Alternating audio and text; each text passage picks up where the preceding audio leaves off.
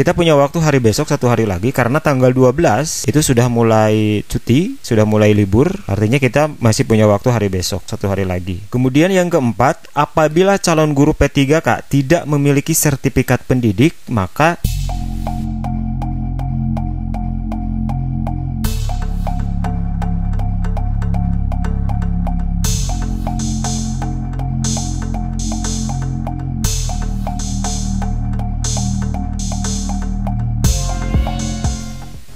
Assalamualaikum, selamat datang kembali di channel Cinitnit. Halo, apa kabar buat kawan-kawan di kesempatan kali ini yang berada di kawasan timur, utara, barat, selatan. Semuanya mudah-mudahan dalam keadaan sehat ya, dan juga tidak kurang satu apapun tentunya. Informasi mengenai penyaluran dana BOS dan kualifikasi akademis untuk calon P3K akan menjadi topik pembicaraan kita pada kesempatan kali ini. Seperti biasa, saya ingatkan buat bapak-bapak, buat ibu-ibu, buat teman-teman yang belum mensubscribe channel ini, silahkan tekan tombol subscribe-nya. Kemudian aktifkan juga notifikasinya agar Anda menjadi orang yang pertama mengetahui informasi yang akan saya berikan berikutnya.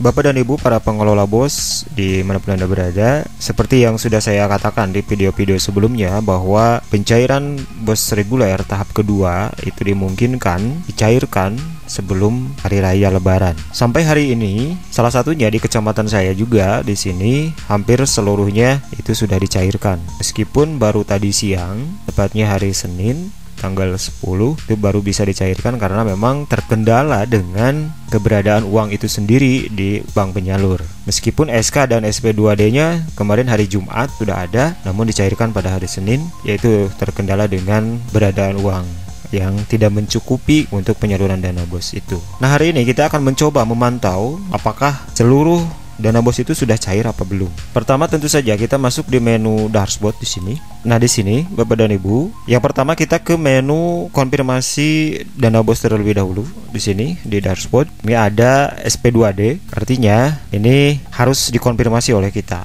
Apakah ini sudah diterima uangnya atau belum? Nah, jika sudah, maka kolom konfirmasi ini harus di checklist atau ditekan. Artinya uang sudah diterima oleh Bapak dan Ibu semua. Itu yang pertama ya. Kemudian yang kedua, setelah uang ini keterima oleh Bapak dan Ibu para pengelola BOS, silahkan saja bisa langsung digunakan untuk pembayaran honorer, misalkan untuk kebutuhan-kebutuhan sekolah yang lain yang diperlukan, kemudian pembayaran-pembayaran lain lah. Silahkan menyesuaikan begitu ya. Namun di samping itu juga Bapak dan Ibu harus membuat realisasi K7 begitu ya. Form realisasi itu ada dua, yaitu dari realisasi Permendagri, kemudian ada juga realisasi Kemendikbud. Nah, Bapak dan Ibu tentu saja sudah mengetahuinya bagaimana cara membuatnya, terus juga bagaimana cara membuat realisasi tersebut. Jika memang Bapak dan Ibu merasa kesulitan, silakan Bapak dan Ibu bisa berkomunikasi tim BOS kecamatan atau tim BOS kabupaten gitu.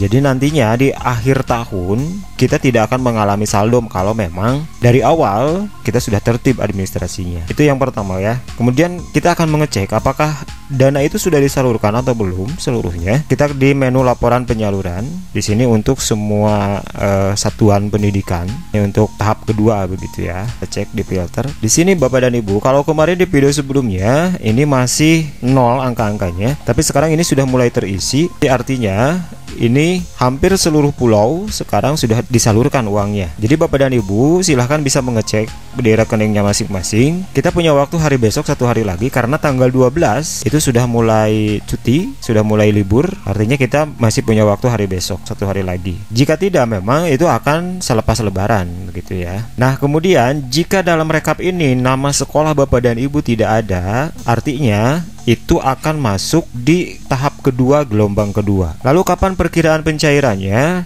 perkiraan pencairannya itu akan dilaksanakan sekitar bulan Juni, karena di bulan Mei itu akan dihabiskan seluruhnya untuk gelombang pertama terlebih dahulu gitu. Kemudian nanti selepas itu bulan Juni itu biasanya akan dilanjutkan dengan gelombang kedua. Mudah-mudahan saja selama bulan Mei juga selepas lebaran itu bisa disalurkan. Tapi saya rasa barangkali itu akan dimasukkan ke bulan Juni gitu ya. Itu untuk laporan penyaluran. Kemudian untuk laporan pencairan kita lihat terlebih dahulu, ini untuk tahap kedua ya. Nah, kemudian untuk laporan penyaluran RKUN sendiri ini sudah mulai ada datanya, sudah bisa dilihat oleh Bapak dan Ibu semua. Artinya setiap pulau ini sudah mulai terisi begitu ya. Ini di sini tanggal-tanggal penyalurannya sudah ada. Jadi Bapak dan Ibu tinggal mengecek aja ke bank penyalur gitu ya. Itu untuk yang informasi yang pertama. Kemudian informasi yang kedua, Bapak dan Ibu, ini saya mendapatkan dari Kementerian Pendidikan dan Kebudayaan, Direktur Jenderal Guru dan Tenaga Kependidikan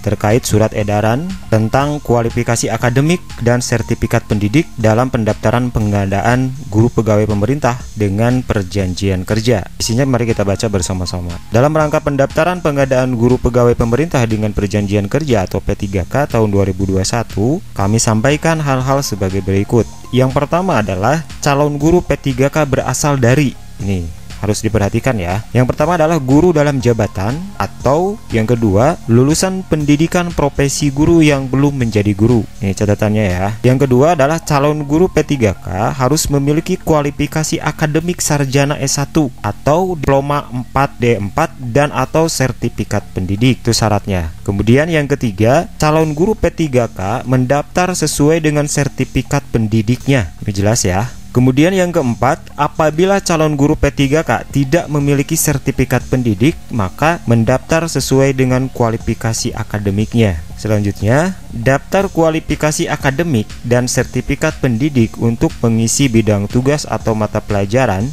yang akan diampu oleh guru P3K tercantum dalam surat edaran Direktur Jenderal ini. Nah, demikian surat edaran ini kami sampaikan untuk mendapatkan perhatian dan tindak lanjut sebagaimana mestinya.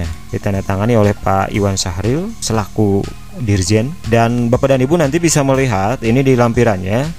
Ini ada nomor, kemudian juga program studi, terus juga kode nama bidang studi sertifikasi, satuan pendidikan, bidang studi atau mata pelajaran. Bapak dan Ibu nanti bisa melihat di sini terdapat 321 halaman. Saya rasa kalau dibacakan satu persatu ini tidak akan cukup waktunya. Ini salah satunya, misalkan ini ada administrasi negara, pendidikan Pancasila dan kewarganegaraan. Ini khusus untuk tingkat satuan dasar. Ini diperuntukkan untuk guru kelas. Itu ya. Nanti Bapak dan Ibu bisa mengecek satu persatu. Dan di sini bidang-bidangnya ini ada mulai perusahaan, restoran, kemudian juga ekonomi dan sebagainya. Bapak dan Ibu nanti bisa melihat sendiri dari sini. Bagi Bapak dan Ibu juga yang ingin mendapatkan file ini, misalkan kesulitan begitu mencari file ini, silakan Bapak dan Ibu bisa menghubungi saya. Nanti insya Allah akan saya kirim file ini jika Bapak dan Ibu membutuhkan begitu ya. Nanti akan saya simpan nomor WA saya yang bisa Bapak Ibu hubungi di kolom deskripsi. Jadi nanti insya Allah akan saya kirim melalui WA begitu ya. Bapak dan Ibu, demikian rupanya informasi sementara yang bisa saya sampaikan. Mudah-mudahan informasi ini bermanfaat juga buat Bapak dan Ibu semuanya. Sekali lagi, jika memang informasi ini bermanfaat, jangan lupa untuk menekan tombol like, share, dan subscribe. Aktifkan notifikasinya agar Anda menjadi orang yang pertama mengetahui informasi yang akan saya berikan berikutnya. Terakhir, tidak lupa, saya Rizal Gibran dan tim dari Ciniti TV mengucapkan selamat Hari Raya Idul Fitri 1442 Hijriah. Minal aidin wal faidin, mohon maaf lahir dan batin. Saya Rizal Gibran pamit, terima kasih. Assalamualaikum warahmatullahi wabarakatuh. Sampai jumpa.